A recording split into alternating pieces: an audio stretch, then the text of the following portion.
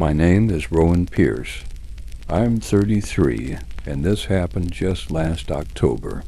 I'd been on the road for about 5 months, living in a weathered Class C RV I bought with what little savings I had left.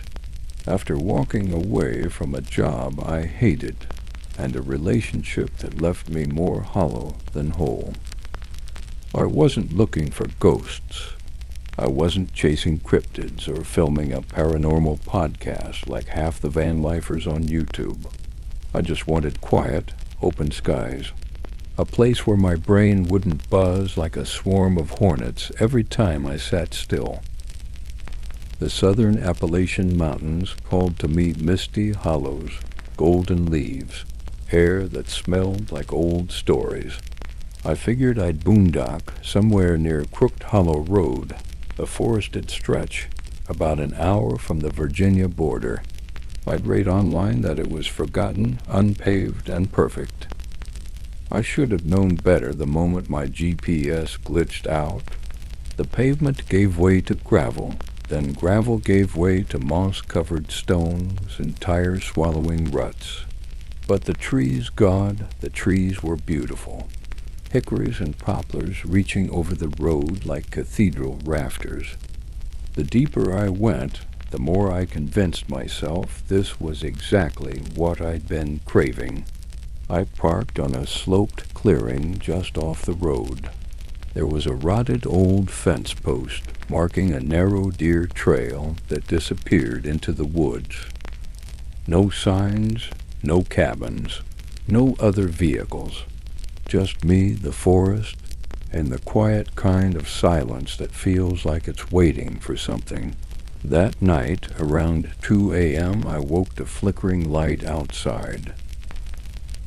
I thought at first it was a campfire or lightning, but when I looked out the fogged window, I saw them 3 pale lights floating just beyond the tree line.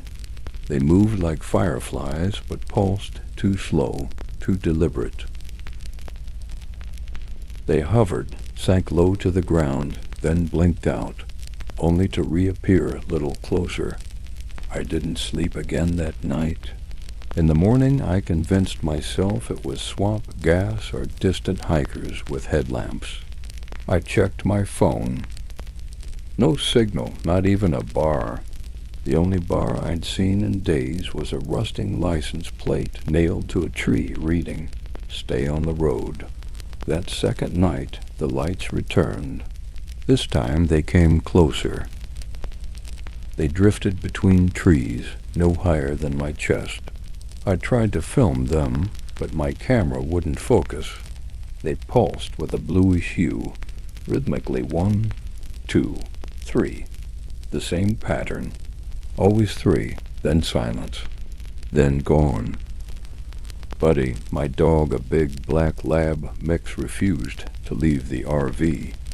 He stared at the window and growled, low and constant. His hackles never went down. I told myself I'd leave at first light. But when dawn came, the RV wouldn't start. Battery was drained, brand new, only 2 months old. I tried my backup jumper pack. Dead. When I popped the hood, I found something I still can't explain.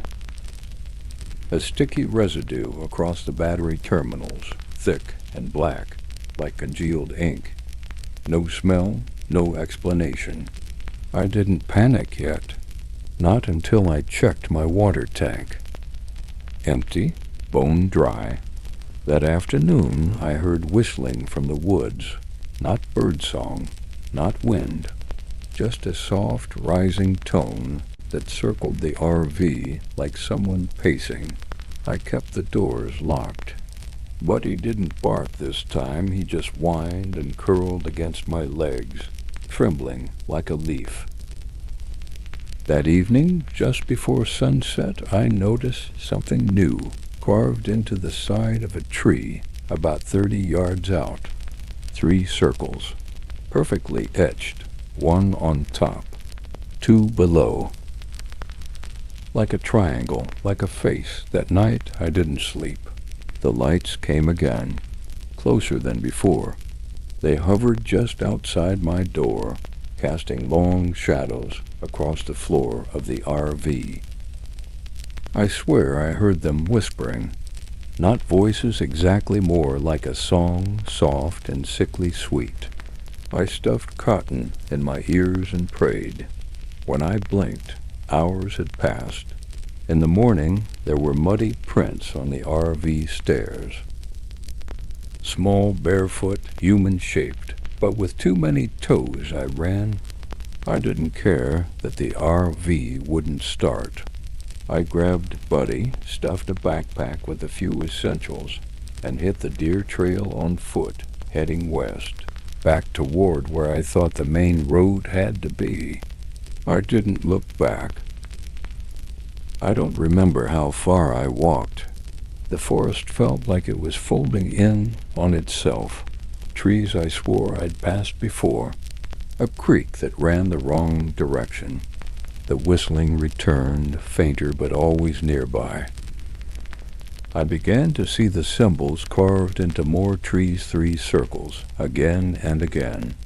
The sun stayed low, too low, like it refused to rise properly.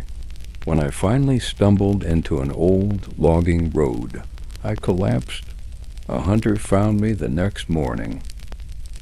I was dehydrated, scratched to hell, muttering about lights and symbols and things in the trees. He got me to a ranger station and from there to a clinic in town. They said I must have had some kind of psychotic break. Stress, maybe, isolation. But they never found my RV. They sent a team up Crooked Hollow Road. It didn't exist anymore. The satellite maps showed dense forest, no paths, no signs of tire tracks. The logging road I'd collapsed on wasn't on any records. The hunter who found me never came forward again. I haven't seen the lights since, but sometimes I'll be walking through town or lying awake at night, and I'll hear it, the faintest sound, just on the edge of hearing. 3 tones, whistled softly in the dark.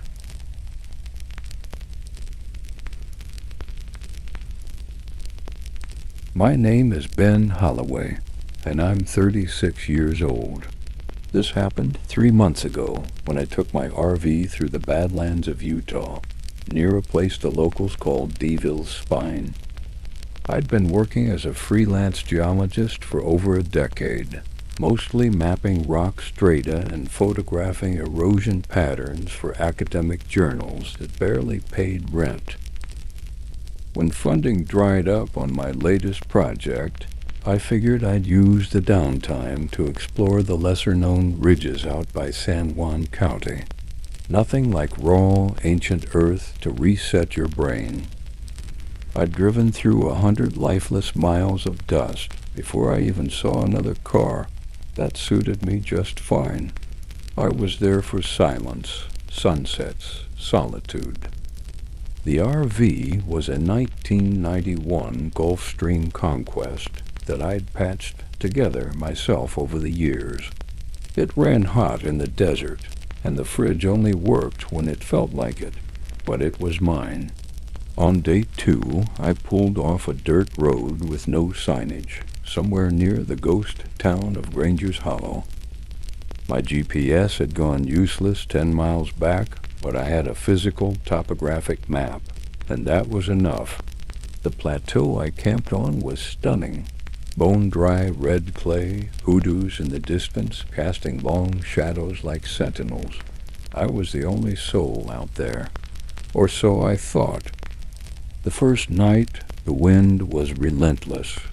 I cooked dinner with the windows shut, listening to it moan across the rocks. Around midnight, I heard a strange tapping, not from the wind, but from the back of the RV. I figured maybe a loose panel, something shifting with the gusts. I ignored it. Then, a few hours later, my dog Remy, a 10-year-old shepherd lab mix who'd seen every inch of country with me, let out a low growl. He never growled at wind. I flicked on the floodlight. Nothing. No animal tracks. No signs of movement. Just emptiness and cold stars overhead. By morning, I found something weird. About 20 yards from my RV, on a patch of hard-packed clay, were 3 indentations. Perfect circles, each about 6 inches across and spaced too evenly to be natural. They weren't footprints, not human, not hoofed, not tire tracks. Just impressions, too clean, too deliberate. I took photos, measured them, even tried to brush one with a sample kit to see if it revealed anything in the sediment. But the impressions weren't in the clay. They were beneath it, as if something heavy had stood there and displaced the earth without breaking the surface. That night the tapping returned, louder, more insistent. It moved like knuckles dragging across the aluminum exterior. Remy barked once, then pressed against the door, tail low. I stood there, holding my mag light, not daring to open it. The desert was still outside, too still. The next morning, my generator was dead. It had been full the night before. I checked the fuel line, slashed clean. Not chewed, cut. Now I was uneasy. Maybe I'd stumbled onto some illegal dig site or tribal ground someone didn't want disturbed. I considered packing up and heading out, but curiosity and a dumb streak I've had since birth made me stay. That afternoon I hiked east toward a narrow canyon that had no name on my map. About a mile in, I found a rock carving, recent, not ancient. Just a spiral burned into the sandstone with something scorching hot. The edges were melted. I'd seen volcanic glass in Hawaii, and this looked like someone had tried to replicate that with a blowtorch. Nearby, more of those indentations, this time 5, arranged in a crescent shape. I snapped more pictures, and this time I noticed something else, the faint hum of electricity, like the static buzz before lightning. But the sky was clear. No storms on the horizon, not even clouds. That night, something stepped on the roof of my RV. You ever hear a grown man whimper? That was me, flashlight in one hand, flare gun in the other. Remy was losing his mind, barking and clawing at the closet door like he wanted to burrow inside. I climbed out the emergency exit on the floor, quiet, slow, praying I was wrong. I shined the light up. Nothing. Then a shadow moved behind the hoodoo, about 30 feet out. Something long, loping, wrong. I didn't sleep that night. The next day, I tried to leave. The RV wouldn't start. Battery intact, wires untouched. No reason for failure. I'm not a superstitious guy, but something wanted me there. I rationed water, tried to keep calm, kept Remy close. That night, I set up a perimeter with those chemical light sticks I use for marking samples, bright neon green. Supposed to last 12 hours. They all went dark within 30 minutes.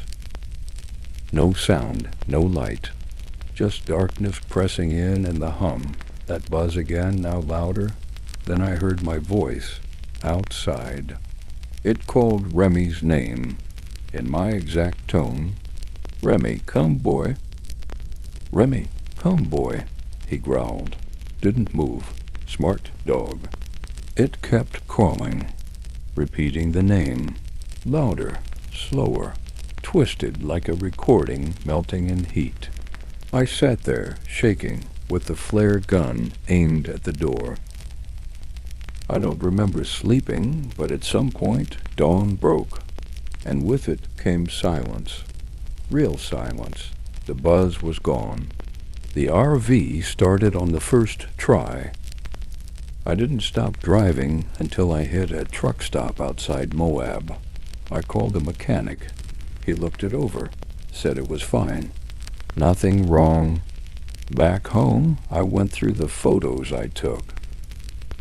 The spiral symbol on the stone? Gone. But in two of the images, barely visible behind the shadow of a mesa, is a figure. Slender, tall, bent at the middle like it didn't understand how joints worked. It's facing the camera. I didn't take that shot. And Remy still flinches at the sound of my own voice when I say his name.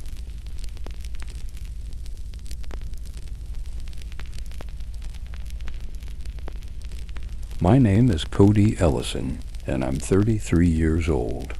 This happened last September when I took my RV up into the far reaches of eastern Washington, Okanogan County, near the Canadian border. I'd been living out of the RV for a couple of months by then, chasing quiet, remote stretches of wilderness to reset after a particularly brutal year.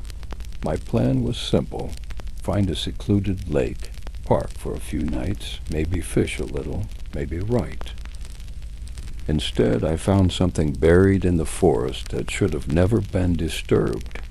I was following an old logging road I'd found on a topo map, one of those pale, gray lines that barely qualifies as a trail anymore. It hadn't seen regular traffic in years, but my RV could handle the ruts as long as I took it slow.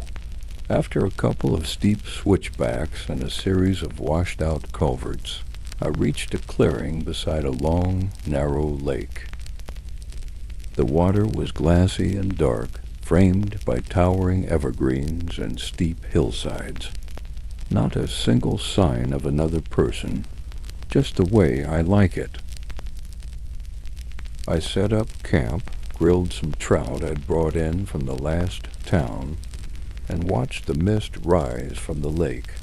There was a strange quiet about the place, like the forest was holding its breath. No bird song, no frogs, not even the buzz of mosquitoes. I chalked it up to the altitude or the time of year, but a little voice in the back of my mind whispered otherwise. That night, the fog rolled in thick. I mean thicker than I'd ever seen before blanketing the lake, the trees, the RV. Visibility was maybe 5 feet. I heard soft sounds outside, maybe dripping branches, maybe something walking in the woods. My motion light clicked on once, then again, even though nothing tripped the sensor. I figured it was bugs or weather interference. Tried to sleep. Around 2:30 a.m., woke up to scratching, not from the roof or the door, from underneath the RV. Long, slow scratches like something dragging claws across the metal undercarriage. I held my breath. It stopped after maybe 20 seconds. Then silence. The next morning I crawled under the RV with a flashlight. Found 3 long gouges in the frame. They weren't from rocks or branches too symmetrical, and too deep. I decided to give it one more night. I know how that sounds, but I was tired of running every time something weird happened. I figured if it got worse, I'd pack up in the morning. Before sunset, I hiked along the ridge behind the lake, trying to clear my head. About a mile in, I came across something I can barely describe. A pit. Perfectly circular, maybe 12 feet wide, lined with stones stacked, not natural. At the center, a crude wooden totem had been rammed into the soil. It looked old, very old, covered in ash and bones, dozens of them, animal, maybe. Not all of them. I don't know what compelled me to step closer. I wanted to leave. I should have left. But instead I snapped a photo on my phone and turned to walk away, and that's when I heard it. Something breathing, just behind me. The air went cold, dead quiet again.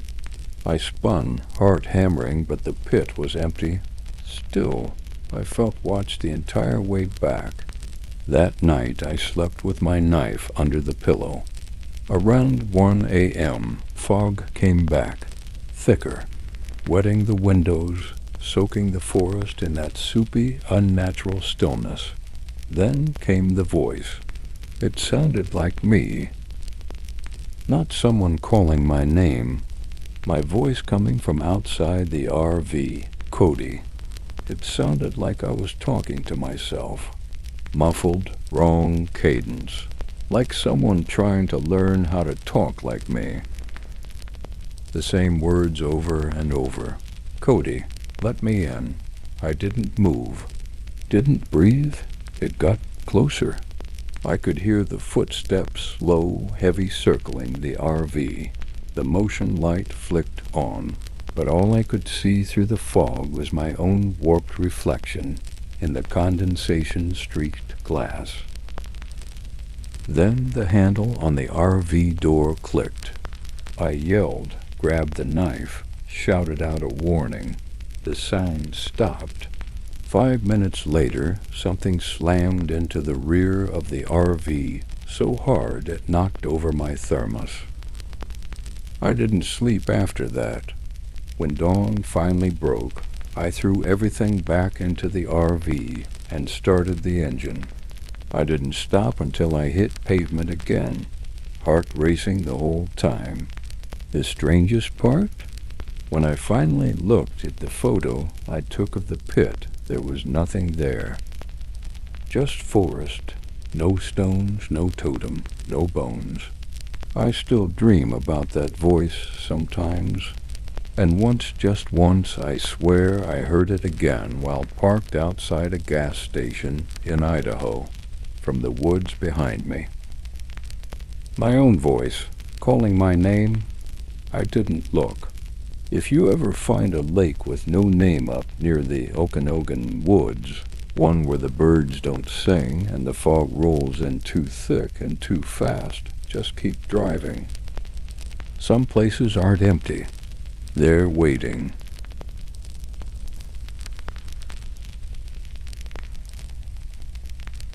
My name is Daniel Kessler, and I'm 45 years old. This happened in early October in a remote patch of pine forest near the Oregon coast. I'd been driving my RV through the Pacific Northwest, looking to clear my head after my brother's funeral.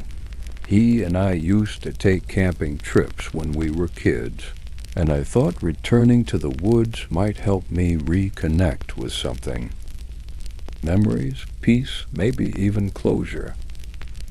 I'd mapped out a stretch of backcountry forest roads just off Highway 101, found a few promising spots with no cell signal, no traffic, just tall trees and the ocean's distant hush. The spot I finally settled on was tucked at the end of a forest service trail, barely wide enough for the RV to squeeze through. The trees were so thick they blotted out the sky. Moss clung to every trunk like the woods were swallowing them whole. Perfect, I thought.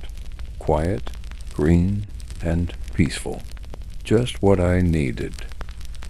I set up camp, lit a small fire, and made a can of chili on my portable stove. I poured a little into a second bowl and set it on the log beside me, an old habit from when my brother and I camped together. He was always the first one to eat. Maybe it was silly. Maybe I was grieving in my own strange way. That night was colder than I expected. I woke up around a rustling noise outside.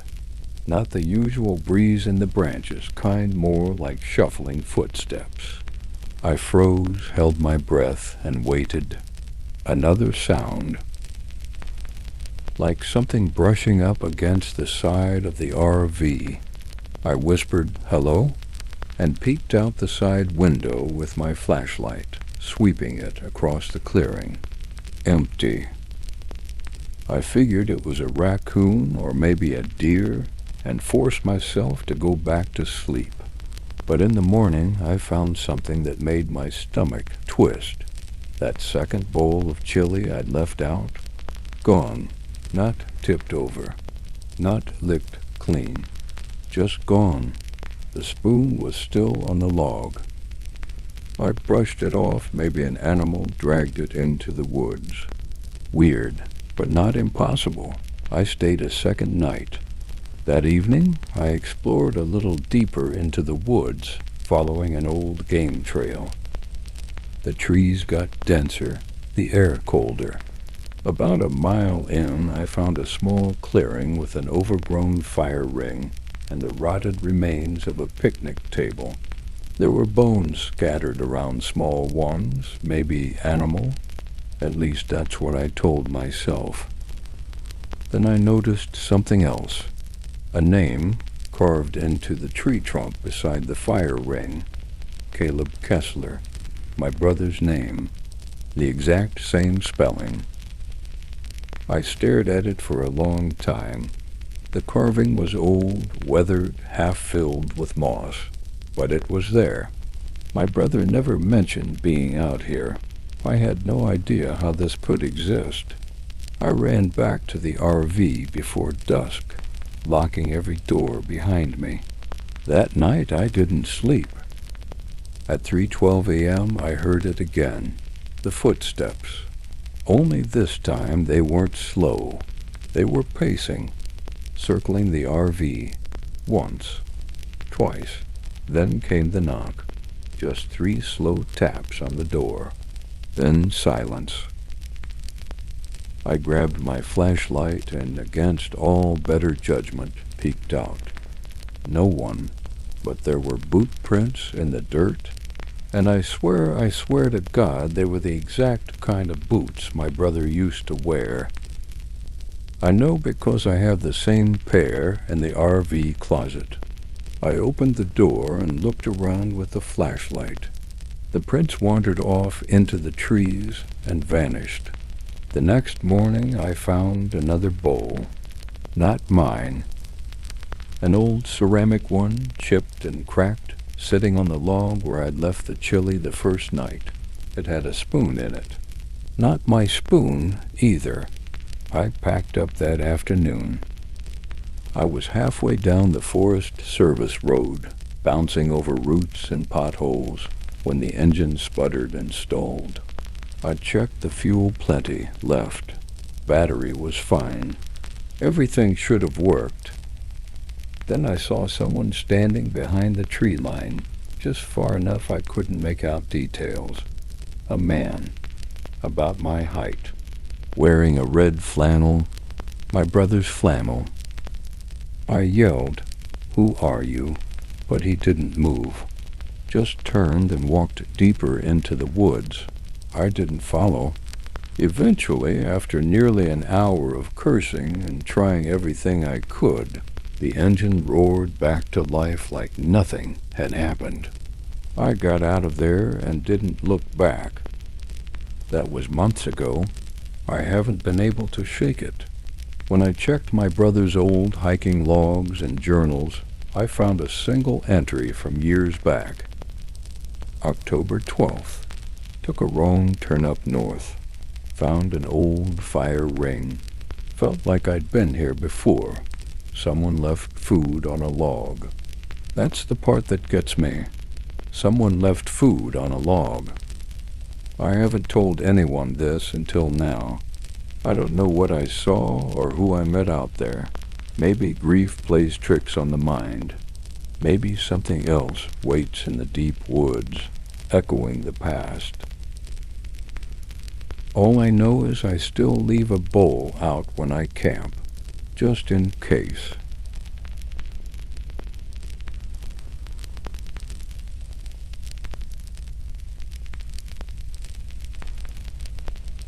My name is Dylan Ross, and I'm 40 years old. This happened last October when my cousin, Jake, convinced me and two of his buddies to go camping up near Elkhead Pass in western Montana. I'd just gone through a rough breakup, and Jake swore the trip would help clear my head. Some hiking, whiskey around a fire, maybe a little elk spotting. I wish we'd stayed home. I wish we never stepped foot into that forest. The four of us were in Jake's beat-up Ford, towing a small camper, when we rolled past the final ranger station just before dusk. A heavy-set ranger named Luella waved us down. She warned us about recent bear activity near the upper ridge. We promised we'd stay smart, stick to trails, keep our food locked down. She nodded, but her expression stayed uneasy. "Don't follow strange lights," she added as we were pulling away. "Or voices. If you hear something that shouldn't be there, just head the other direction." We all kind of chuckled about it at the time.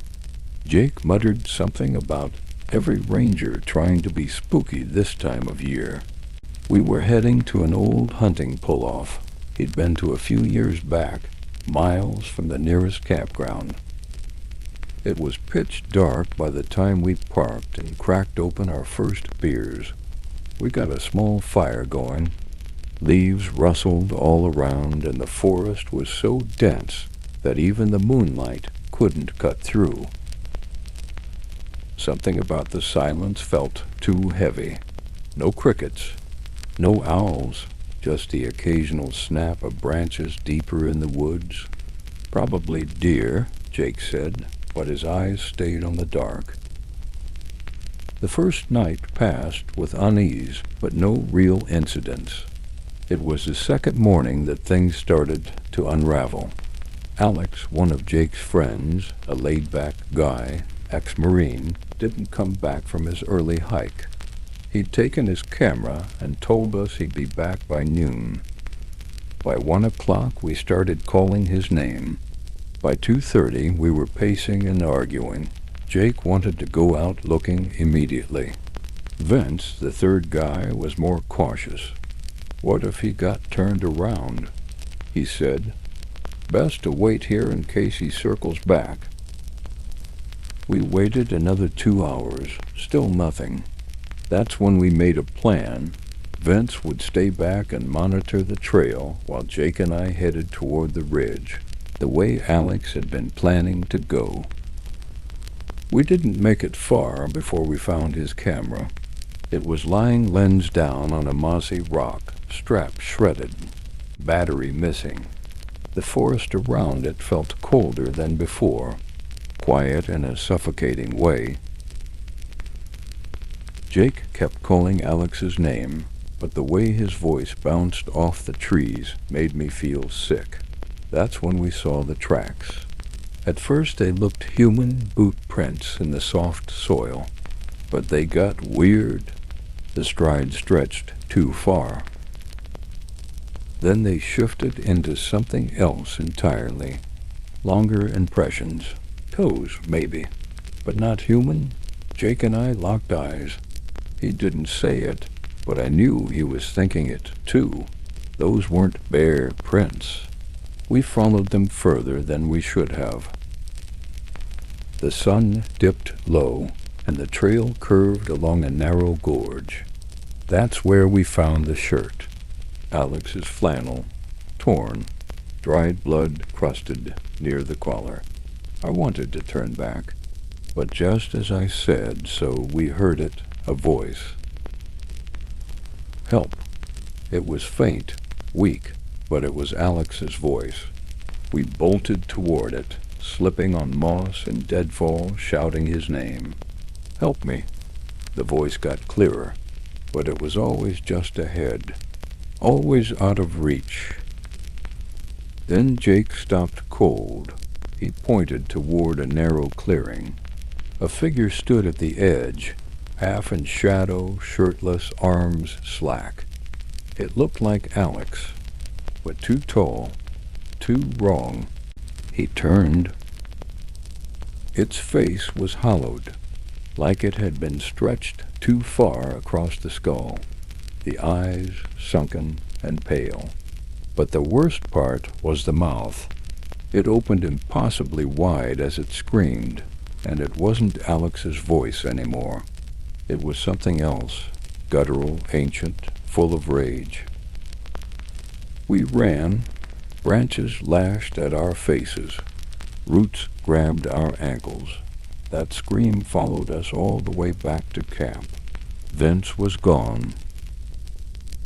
His gear was still there, backpack half open, flashlight on the ground. No sign of struggle, just gone. Jake started to unravel. "It's not real," he kept saying. "It's some trick. Something's messing with us." We barely slept, took turns keeping watch. Every time the wind shifted, I thought I heard footsteps outside the camper. At some point deep into the night, Jake shook me awake. "Do you hear that?" he whispered. I did. Voices, multiple now, low, chanting maybe, from the trees. We killed the lights and stayed completely still. A shape passed by the camper window, then another. They didn't walk like animals. They glided. And their limbs, God, their arms were too long. Their necks bent at the wrong angles. We waited until dawn. At first light, we packed what little we could and bolted. I don't know how we found the trailhead again. It felt like the woods themselves shifted while we walked. At one point, Jake broke down completely, started muttering to himself, said he could hear Vince laughing behind us, but there was no one there. We didn't stop until we hit the ranger station. Ranger Luella saw our condition and brought us inside. Jake was nearly catatonic. I could barely form words, but she didn't look surprised. She sat us down, gave us water, then said something I'll never forget. Sometimes the forest doesn't want visitors, especially when they stray too far. Sometimes it shows them things, uses voices to bring them in, faces they recognize. She paused. If you made it out, it means you didn't follow too far. That's lucky. Not everyone makes that choice. Jake doesn't talk about it anymore. He moved to a city, says he never wants to see another tree again. I get it. Vince and Alex were never found. Search parties came up empty. No signs, no bodies, just equipment left in places it shouldn't be. Sometimes at night I still hear that voice in my dreams. Help me, but I know better now. That thing in the woods wore Alex's face, and whatever it was, it's still out there, waiting.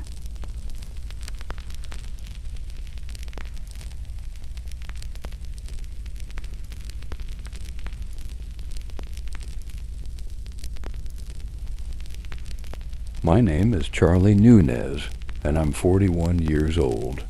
This happened just 6 weeks ago when I took my RV into the Jornada del Muerto Basin in southern New Mexico. I'd been chasing the perfect night sky for my amateur astronomy blog, and I figured nothing would beat the vast, unpolluted heavens above the high desert. No noise, no light, no people. It sounded like a dream. It became a nightmare. The first couple of nights were incredible. The stars looked like diamonds flung across ink.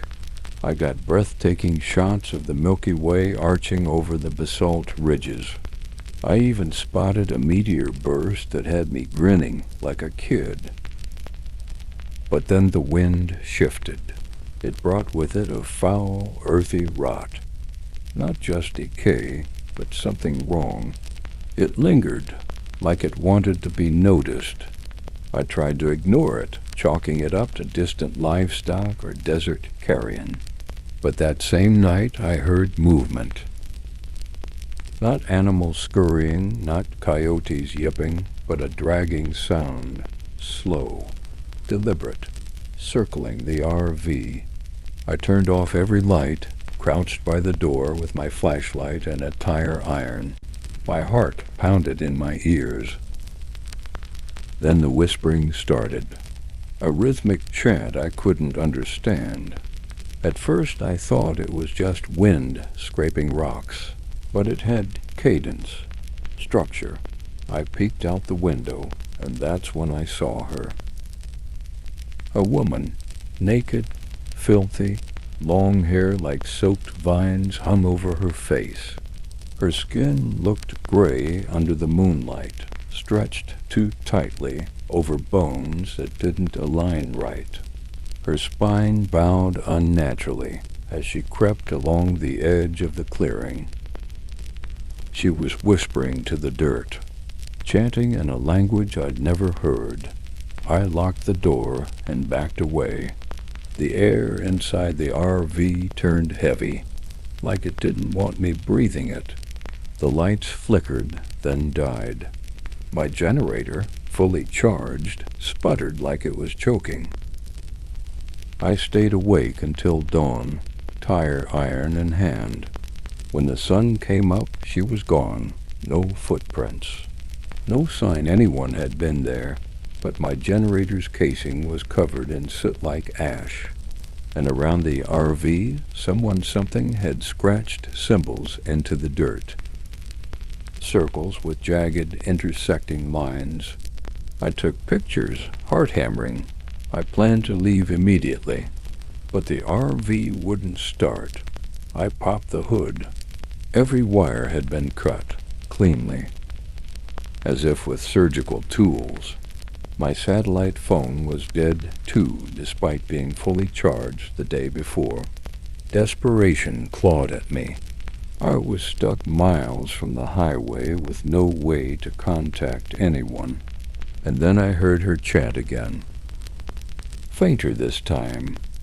Coming from behind the ridge, I grabbed my crowbar, flashlight, and camera. Maybe I thought I could find the source of the symbols, figure out what she wanted, or just see if it was some elaborate trick, anything to make sense of it.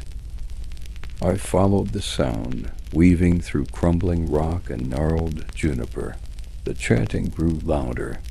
I came upon a stone altar, old, weathered, sunken into the desert floor. More symbols carved into its surface. Bones lay scattered around it, some animal, some not. The woman stood behind the altar. She turned. Her eyes were milk-white, empty. Her mouth opened wider than any mouth should, and her scream was like shattered metal. I dropped my flashlight, but the camera hung from my neck. By reflex, I snapped a photo. The flash lit her up and she recoiled, shrieking, covering her eyes. I didn't wait. I sprinted back through the rocks, lungs burning. I could hear her chasing me, limbs snapping like dry twigs. I reached the RV, dove inside, slammed the door. She slammed against it a second later. I scrambled for anything and my foot hit the fire extinguisher. I yanked it up, cracked the back window, and sprayed it straight at her. The white cloud enveloped her shrieking form. And then she vanished, collapsed into dust. I swear to God, like she was never solid to begin with. The air lightened. The silence returned. It still took hours before I could get the RV to even sputter. I had to hotwire it using spare jumper cables and half-melted clamps.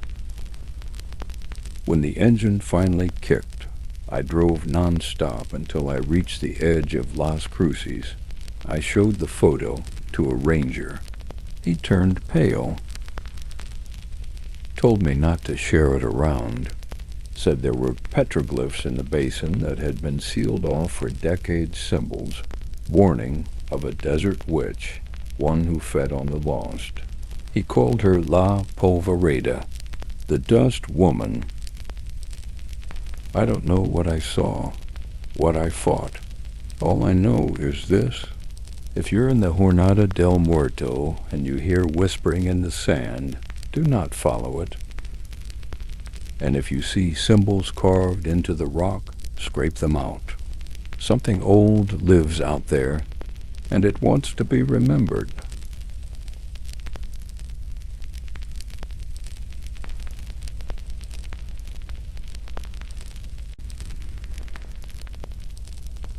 My name is Riley Brooks, and I'm 33 years old.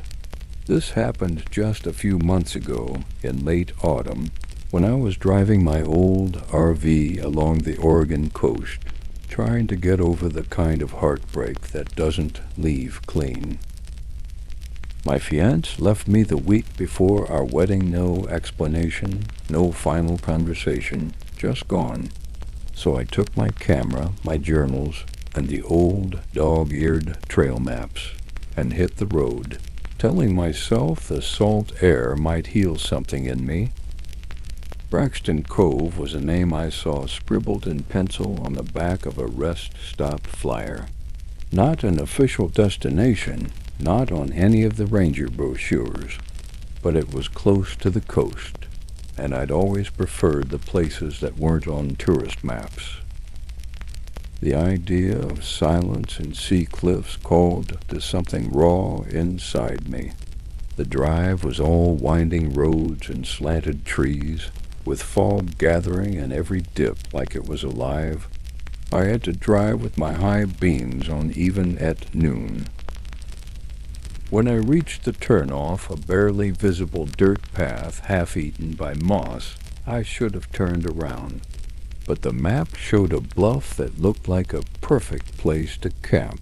It was as if the fog parted just enough to let me in, like the coast had decided to make room for me.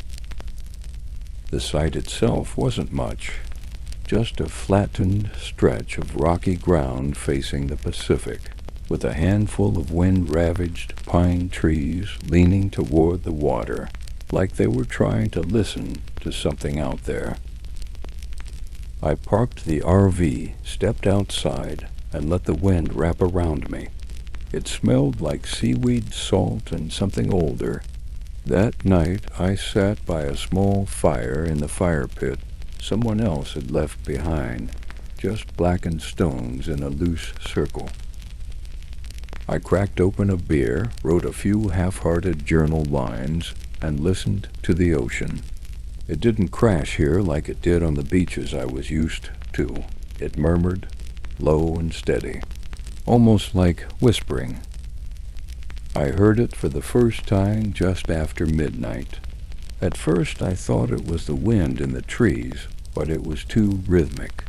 A soft, dragging sound like someone pulling their feet through gravel.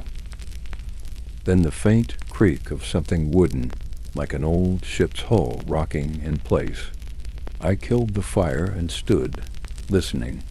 Buddy, my golden retriever, was already alert, staring into the fog that had crept up while I wasn't looking. It was thicker now, cold, almost damp. I heard the sound again closer this time. Something walking along the edge of the cliff path, but there were no voices. Just footsteps, slow, dragging, uneven. I called out, "Hey, you okay?" No response, just silence, and then that same creaking noise again, like a boat tethered to something beneath the ground. I shined my flashlight into the fog and saw nothing. But Buddy growled a sound I'd never heard from him before. Low, guttural, not playful, protective. We slept inside the RV that night, but barely. Every hour or so I'd hear the steps again, circling the RV just beyond the windows. I'd flashed my light out, but I never saw anyone. Only the fog pressed against the glass. The next morning I found footprints, bare feet, no shoes. Just long, thin impressions in the sandy soil, spaced weirdly apart, too far to be human. But what chilled me most was how the footprints didn't lead to the RV or away from it. They just started near the door and ended near the back tires, like something had been standing there, watching, then vanished.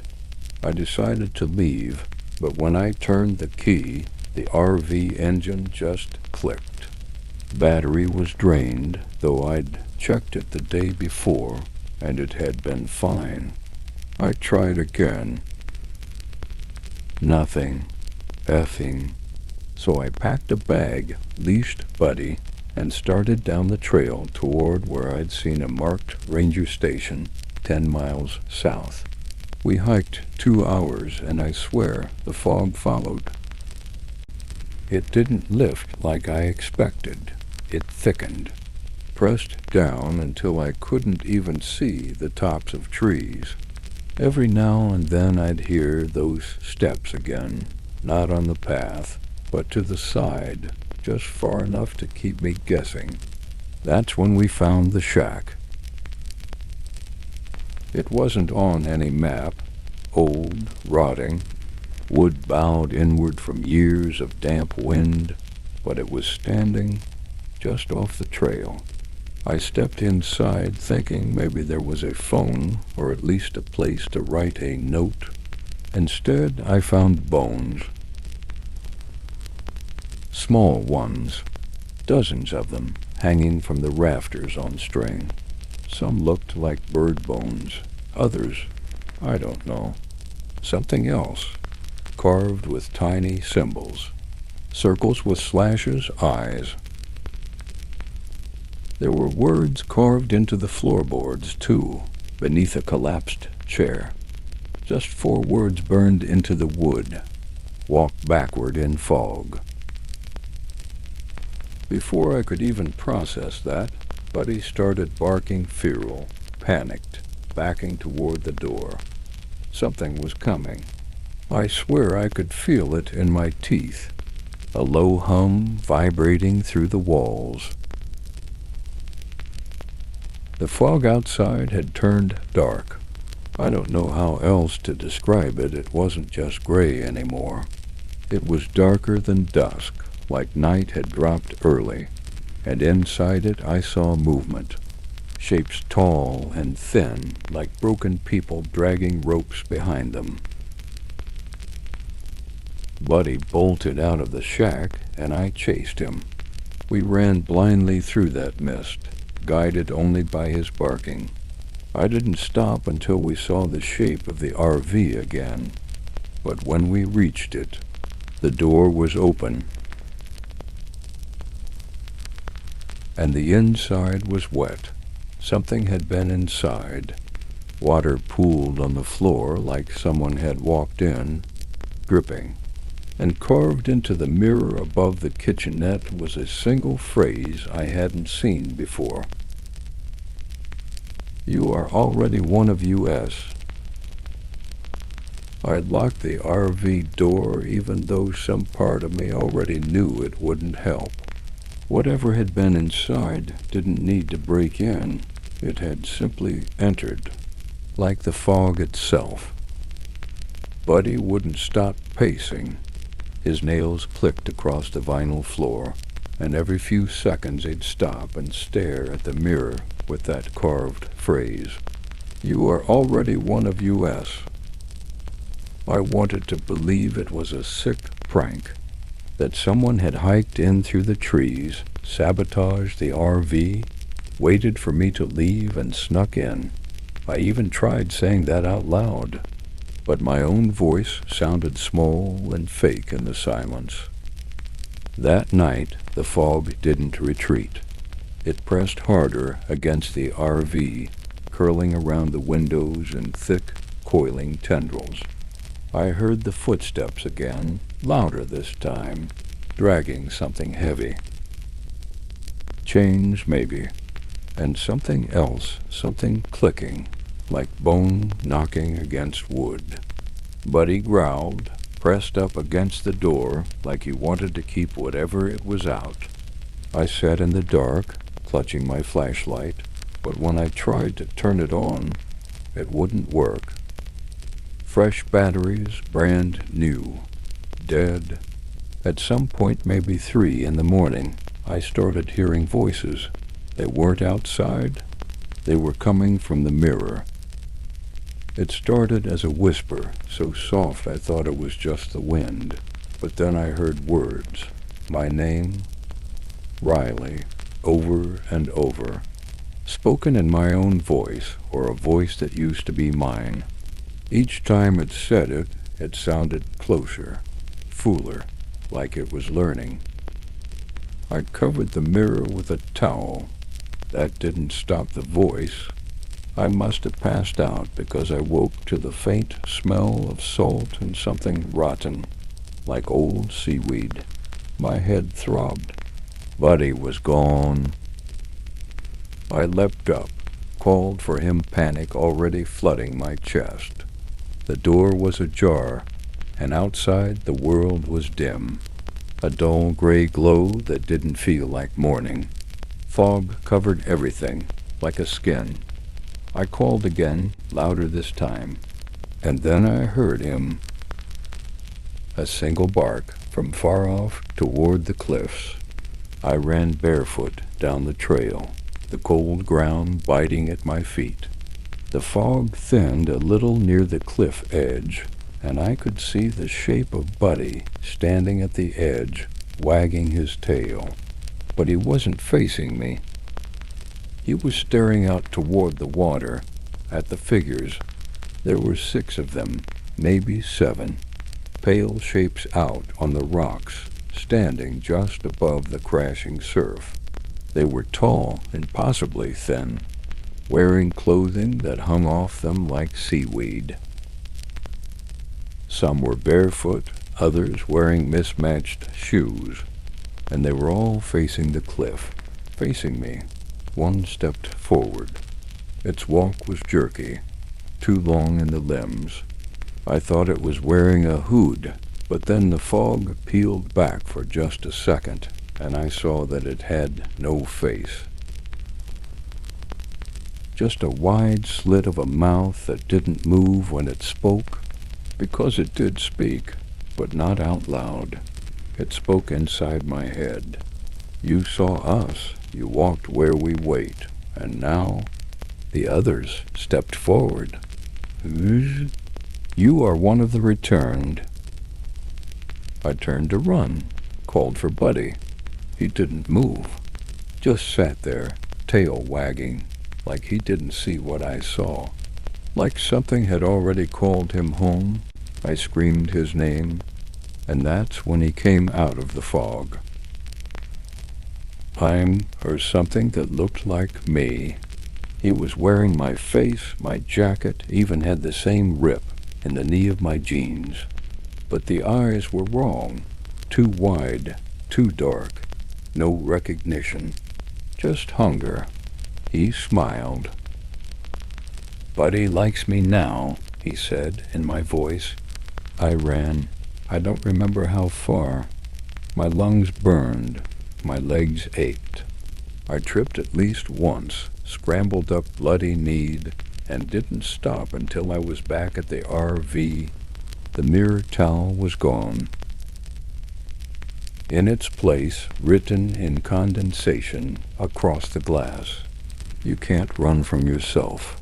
I didn't sleep that night. The voices circled the RV like wolves. My own voice, dozens of it. They mocked. They coaxed. They laughed. At dawn, I managed to start the RV.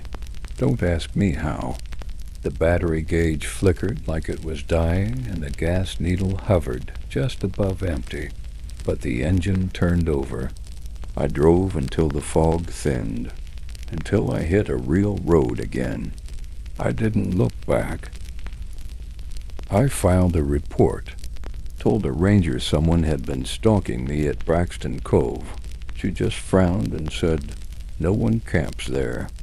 Not since the disappearances in '98 disappearances?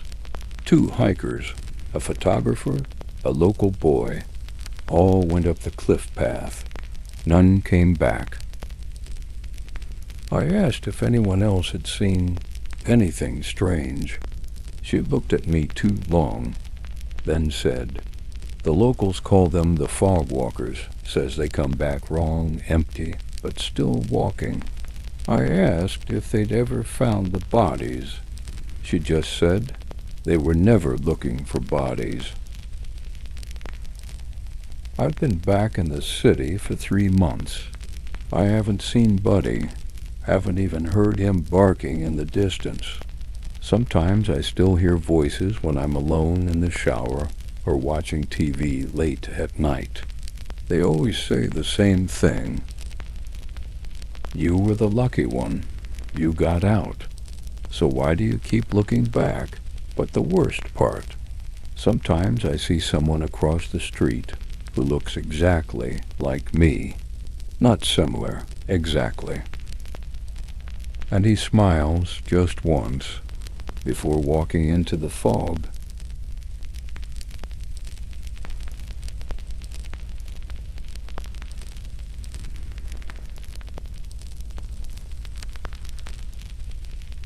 My name is Travis Holt. I'm 33, recently divorced, and currently living full-time in my RV. I used to work as a land surveyor in Colorado, but after everything fell apart with my ex, I left the house, the job, and the city behind. I figured I'd take a year off, drive across the country, and maybe find something out in the quiet that could help put the pieces back together. This happened about 5 months ago, in the stretch of nowhere between central Oregon and the Idaho border, where the forests get thick and the cell signal dies before the map even loads. I was driving a beat-up 1997 Winnebago, slow as hell on the uphill climbs, but reliable enough if I didn't push it too hard. I hadn't planned to stop at Hollow Pines. Hell, I hadn't even heard of it. It started with a wrong turn, literally. I meant to head south toward a lakeside campsite someone told me about, but I got twisted up on an unmarked fire road. The trees pressed in like a tunnel, and I thought I'd turn around after a few miles, but the road just kept going. Then I saw it, a small hand-painted wooden sign nailed to a split-rail fence that read, "Hollow Pines Private Site." I should have turned back, but I didn't. The clearing was beautiful at first glance. A ring of towering pine trees surrounded a flat, grassy hollow. Someone had built a fire pit in the center and left an old stone bench nearby. There were no buildings, no signs of recent activity. It felt abandoned, but not forgotten. I parked the RV along the tree line, shut off the engine, and stepped outside into silence. Not peaceful silence, the kind that presses against your ears and makes you feel like something's holding its breath. I chalked it up to the remoteness. That night, I built a small fire, poured myself a whiskey, and sat outside under the stars. Uddy, my shepherd mix, lay at my feet. He's usually calm, but out here he was twitchy, staring into the woods like he expected something to step out. At one point he growled low and deep. I turned toward where he was looking. Just darkness, no movement, no sound. "You're freaking yourself out, bud," I muttered. But the truth is, I was too. That night I dreamed about trees. Not just standing there, but watching. There was a figure barely visible through the branches. Tall, thin, with something like antlers, but not quite. It stood just far enough away that I couldn't make out a face. When I tried to move, I couldn't. The air felt thick. I woke up drenched in sweat and found Buddy pacing by the door, whining. I went out to check and saw something that made my heart stop. Footprints, human, barefoot, circling the RV, only one set, and they vanished into the woods. I don't remember climbing back into the RV. I only remember the heat against my skin, the metallic taste of fear in my mouth, and the ache in my chest from trying not to scream. I must have blacked out for a while because when I opened my eyes again, the sun was higher in the sky, casting long shadows across the empty field behind the church. Buddy was curled beside me, wide awake and staring at the door like he was expecting something to return. The firewood in the corner was still damp. My camera was on the floor, battery drained, lens cracked. I thought maybe I'd imagined it all, maybe the thing we dug up was just some hallucination, baked into me by the heat and grief and loneliness. But when I stepped outside, there was a fresh mound of soil where the grave had been. The hole was filled in, and the shovel was gone. The church door was still open, swinging slightly in the breeze, but there were no bones, no burial cloth, nothing, just absence, like whatever was buried there had never been. And that was somehow worse. I told myself I'd pack up and leave right then. I even managed to toss a few things into the cabinets and clear the table off.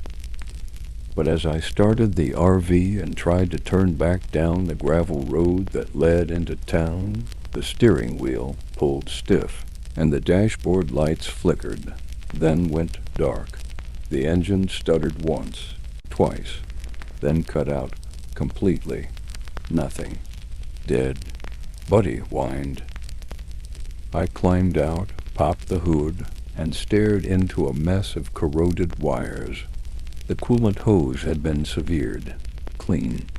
Not chewed, not worn cut. A blade did this. Someone didn't want me leaving, or something. The rest of the day passed in a haze. I tried the emergency CB radio I kept under the seat, nothing but static. The nearest signal was probably miles away, and I didn't have enough water to hike it, not in this heat. By sunset, the sky turned red again, the exact same shade it had been when we first dug up that grave. The same hue that made the stained glass inside the church glow like a wound. I don't know why I went back in. Maybe I was hoping to find some answers. Maybe I wanted to prove to myself that I wasn't losing my mind. But when I stepped through those doors again, the smell hit me hard mildew, rotting wood, and something else. Something sickly sweet, like spoiled meat. The pews were all gone. Every last one of them. Just gone. The whole center aisle had been cleared, the floorboards stripped away, revealing the bare dirt underneath. Deep gouges ran through the earth, like something had been dragged or crawled through it. At the front of the sanctuary, where the altar used to be, there was now a hole fresh, wide, and waiting. I should have left. I should have turned and run and never looked back. But I didn't, because just as I turned to leave, I heard it. A voice, low, soft, familiar.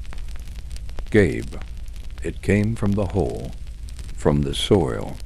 It wasn't like before. This wasn't some distant echo in the trees.